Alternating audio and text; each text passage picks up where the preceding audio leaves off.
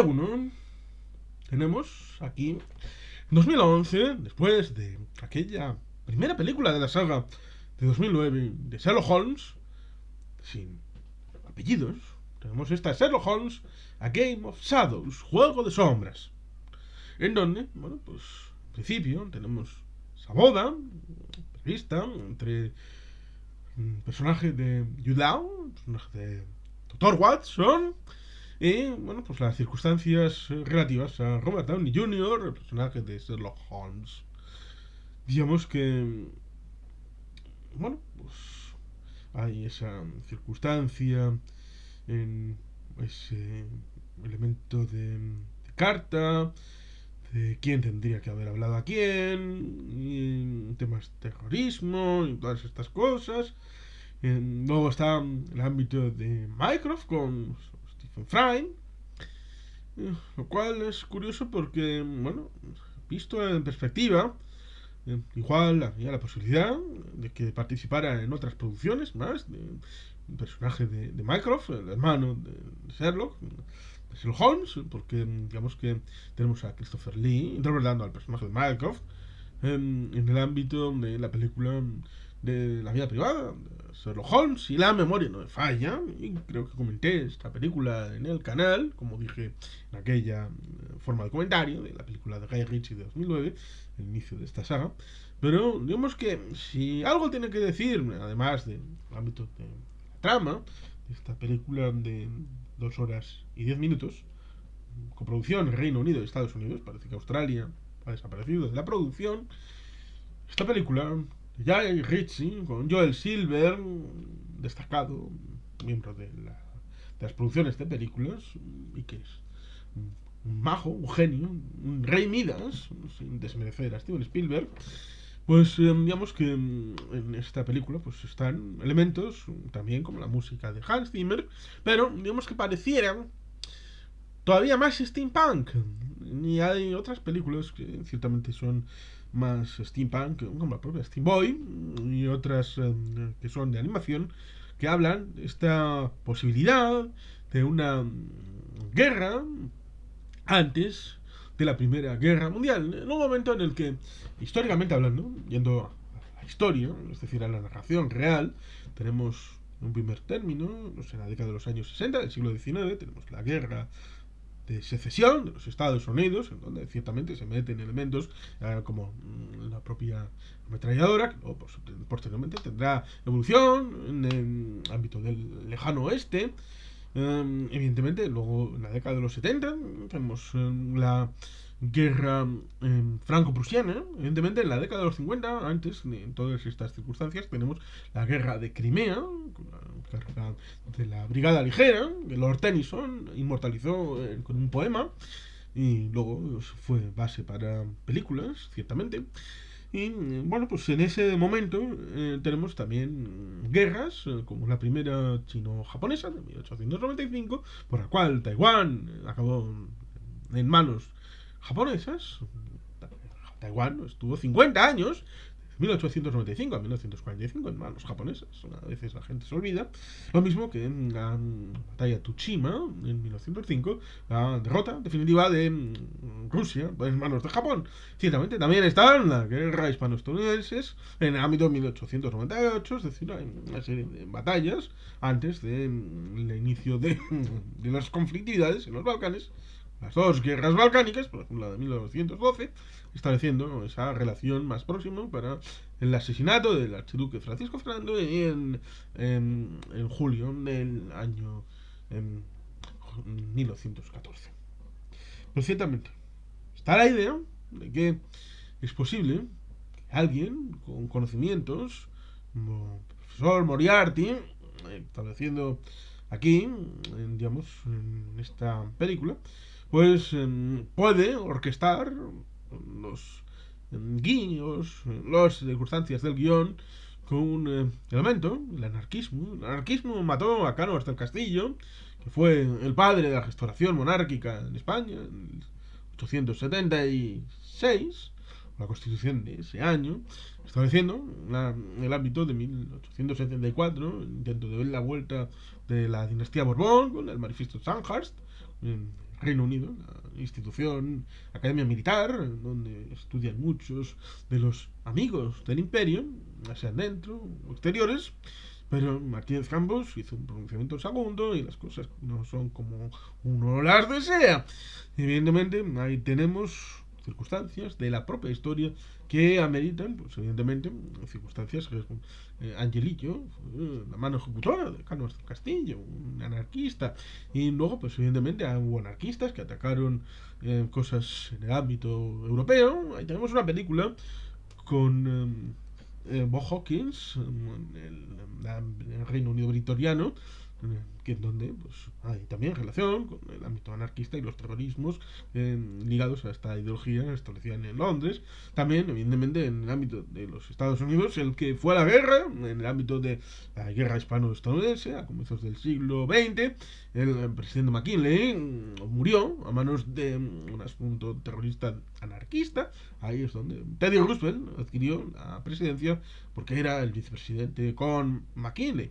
Pero bueno, eso son ramificaciones de la historia para poner en valor la situación del anarquismo en ese cambio de ciclo, finales del siglo XIX, principios del XX, esta ideología surgida de las ideas de Bakunin al desgajarse en la línea principal de Marx y Engels en el ámbito de la primera, segunda internacional obrera. Ciertamente, estas circunstancias ameritan ser explicadas porque en 1912, las internacionales obreras, digamos que se estableció la idea, sí, los capitalistas se meten en una guerra, los obreros harán huelga indefinida y no se meterán en la batalla y no lucharán entre sí, porque proletarios del mundo, unidos. ¿Qué pasó en 1914? Pues que todo el mundo se olvidó de esas consignas y fueron todos a la guerra alegremente y cantando canciones.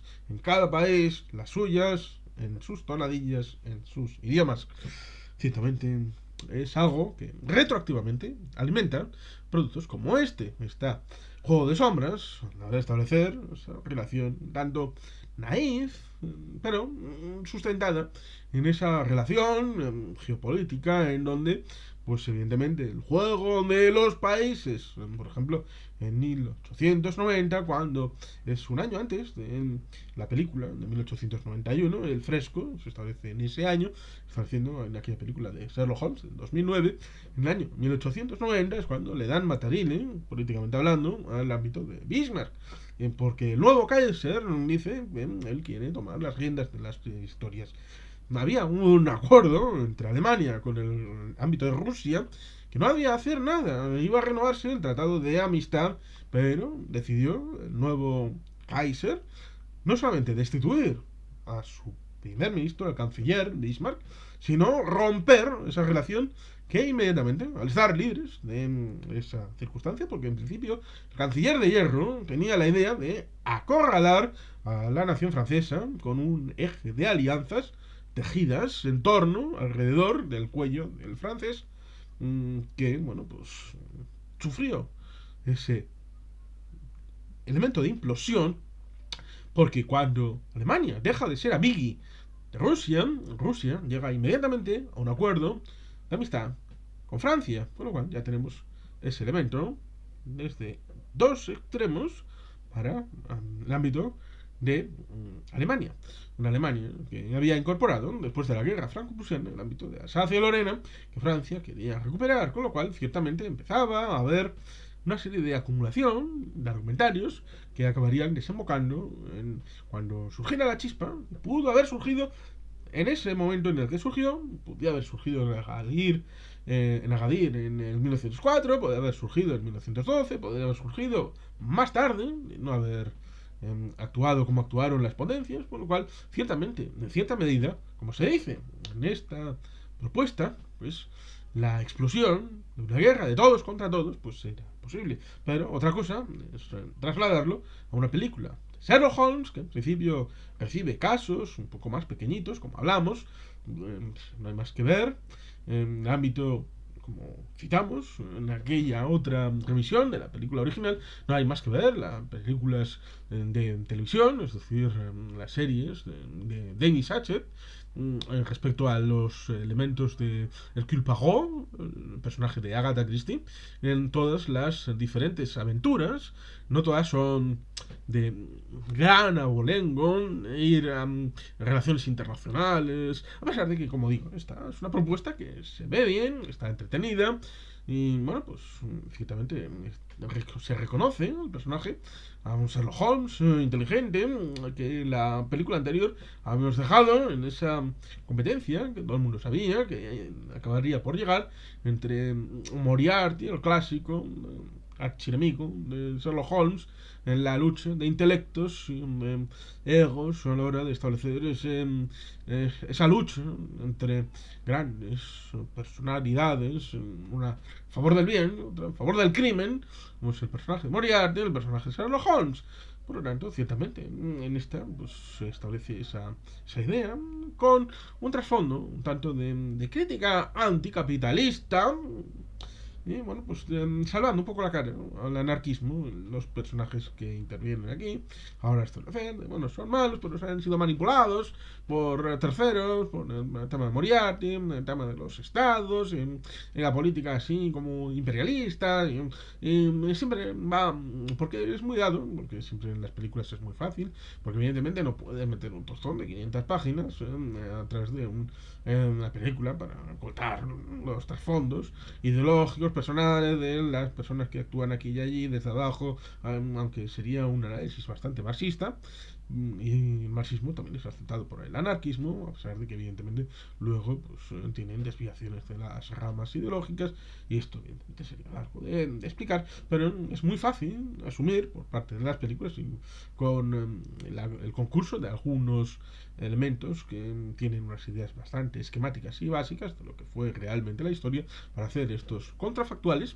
Siempre se puede hablar, cuando se habla de steampunk, de contrafactuales, de historias alternativas, para establecer esta relación con los personajes de una reinterpretación de ese mundo finales del siglo XIX y principios del XX, en donde pues, las potencias estaban en el chupchum de poder meterse las unas contra las otras, y simplemente porque pareciera un Juego de Tronos o un Risk con personajes reales.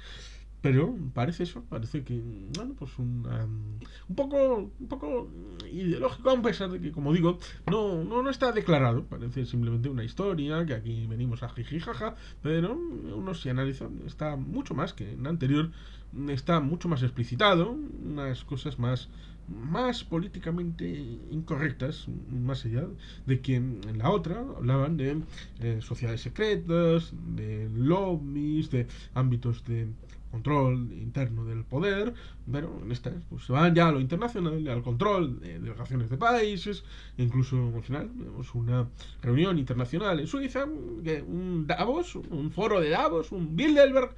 Bueno, pues y ciertamente hay que tener las cosas un poco más tranquilas, y bueno, pues ahí están esas circunstancias en donde pues, vemos cosas que evidentemente pues son más propias de 20 años más en el futuro. Por ejemplo, el tema del tanque. Aquí vemos tanques al final, en el cuarto final de la propia película.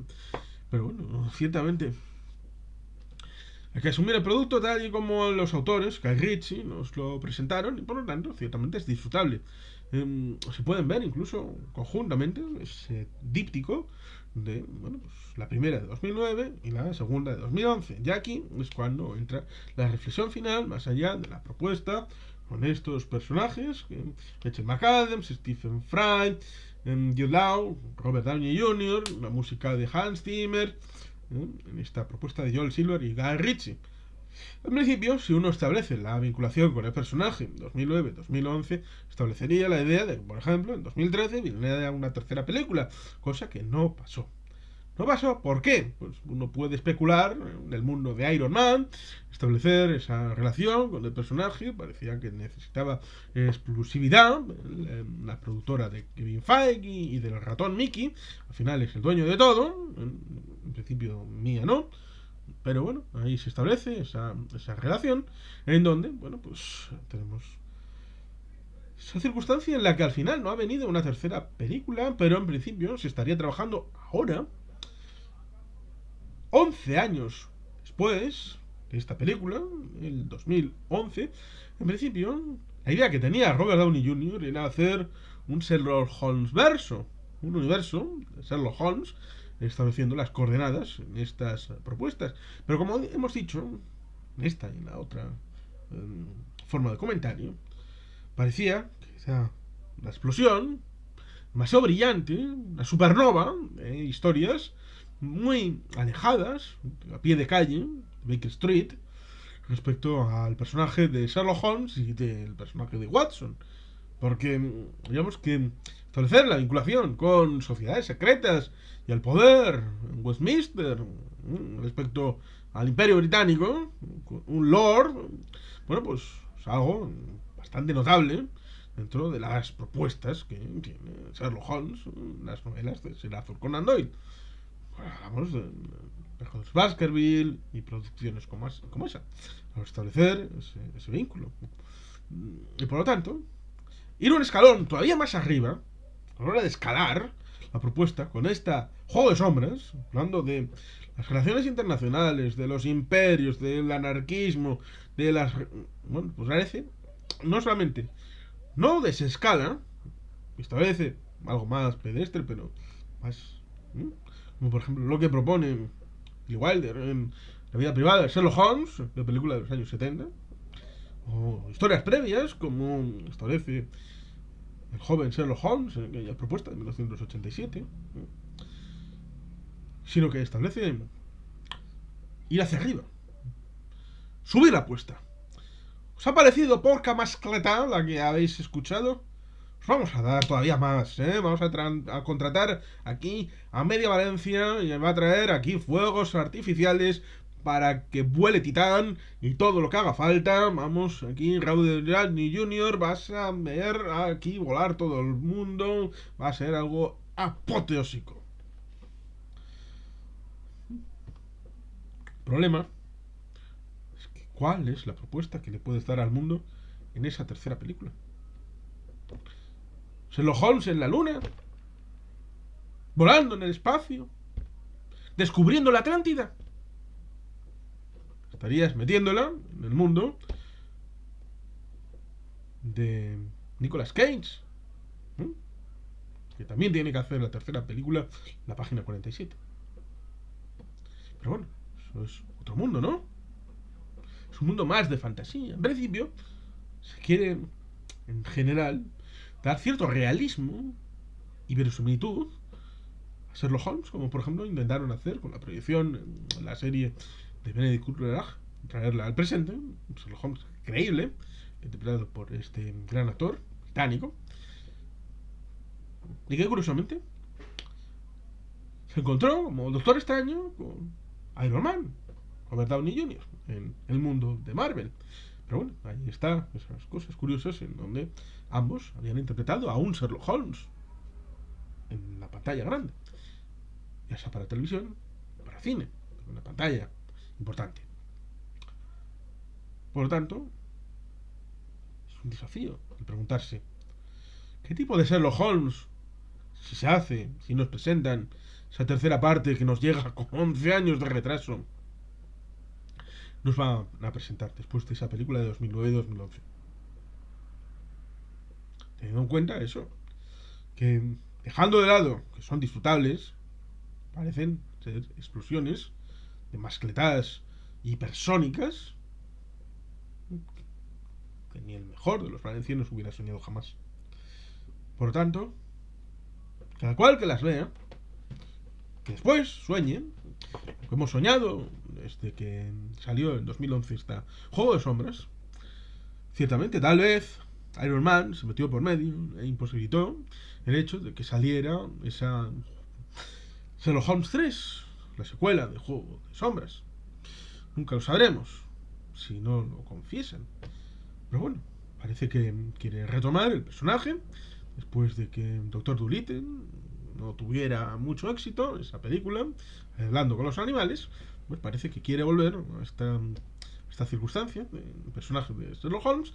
Jude Law volverá, el personaje del Dr. Watson, porque digamos que la química que había entre los dos, la fundamental, Ahora establecer cualquier elemento de evolución en el futuro es importante e imprescindible. Aquí tenemos, por lo tanto, una película interesante que se deja ver y que recomiendo. Y esperamos a ver qué es la propuesta que están pergeñando, que como digo, hay elementos que tienen que ser la música o de Hans Zimmer o de alguien que se asemeje a Hans Zimmer para seguir la línea, Guy Ritchie a la dirección y los personajes de Jude Law y de Robert Downey Jr. A partir de ahí, pues, que nos sorprendan. Y sin más, es que ricasco, a Juro Robat, Betty Helpean.